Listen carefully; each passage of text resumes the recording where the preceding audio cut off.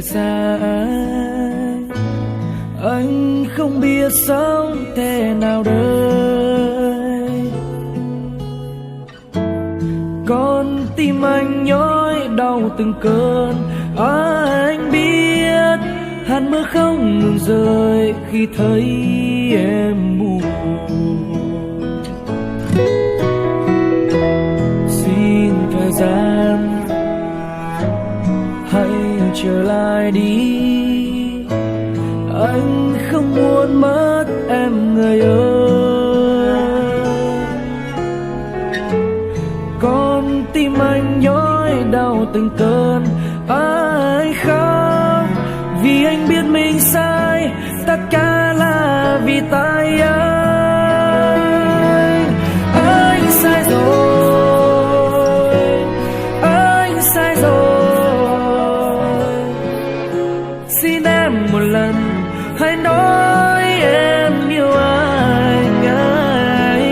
Anh xin nhận hết nỗi buồn, đừng rời xa kỷ niệm, anh vẫn ở đây ngóng chờ em. Giờ em ở đâu, tìm em ở đâu, sao em nỡ bước đi rất xa. Hãy quay trở về bên anh một lần thôi em, anh đã sai rồi.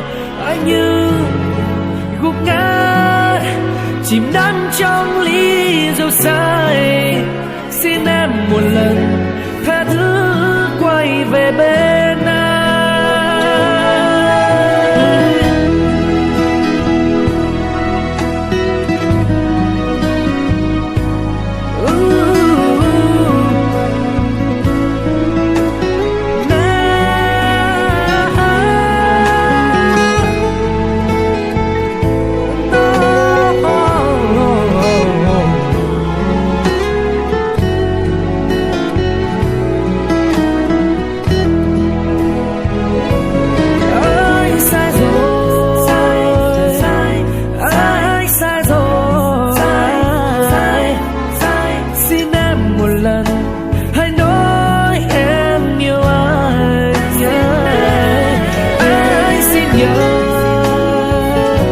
Nhận hết nỗi buồn, đừng rời xa kỷ niệm, anh vẫn ở đây ngóng chờ em.